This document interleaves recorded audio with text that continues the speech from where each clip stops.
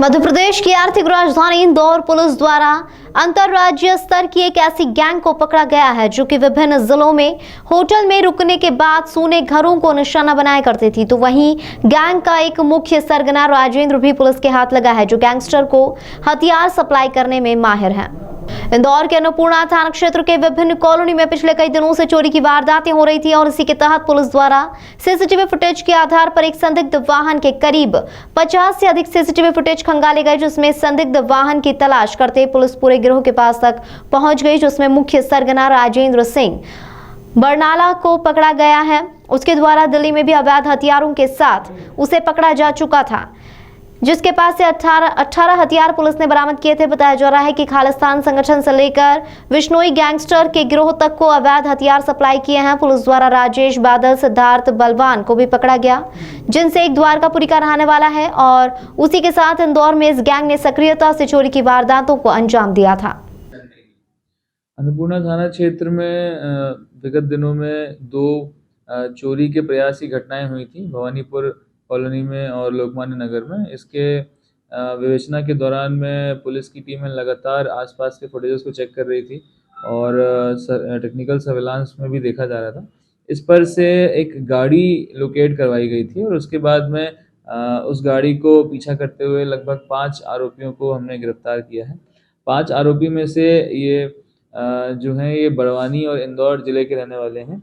इन 5 आरोपियों से पूछताछ में ये बताया है कि विगत 20 दिनों से लगातार ये इंदौर में आकर अलग अलग सोने घरों की रेकी कर रहे थे और इसमें लगभग 15 घरों पर इन्होंने चोरी करने का प्रयास किया, जिसमें से 3 में ये सफल रहे हैं, जो कि गुलजार कॉलोनी, राजेंद्र नगर में राउत चौराहा और ग्रीन पार्क कॉलोनी के पास में इन्होंने घटना करी है। इस पर से इन्होंने कुछ सोने चांदी के सिक्के और अन्य नकदी चोरी करी है, जो कि इनसे अभी बरामद करना बाकी है। इनसे पूछताछ जारी है। आरोपियों में से एक राजेंद्र बरनवाला जो है वो इससे पहले उसके पूर्व में कई सारे आपराधिक रिकॉर्ड रहे हैं और उनसे पूछताछ में ये भी सामने आया है कि इससे पहले वो अवैध हथियार सप्लाई करने का काम किया करता था। इसके पहले वो यूपी में, पंजाब में, हरियाणा में उसने अलग अलग गैंगस्टरों को अवैध हथियार सप्लाई किए हैं और पूछताछ में इसके द्वारा खालिस्तानियों को भी सप्लाई करने की बात बताई गई है। इसके संबंध में अलग से एटीएस को इन्फॉर्म किया गया है, जो उनसे पूछताछ करेंगे। इसमें अन्य आरोपी जो हैं उनके कुछ चोरी के और कुछ अन्य मामलों में आर्म्स एक्ट के आपराधिक रिकॉर्ड रहे हैं। सभी आरोपियों को गिरफ्तार किया गया है। पीआर लेके लगातार पूछताछ जारी है।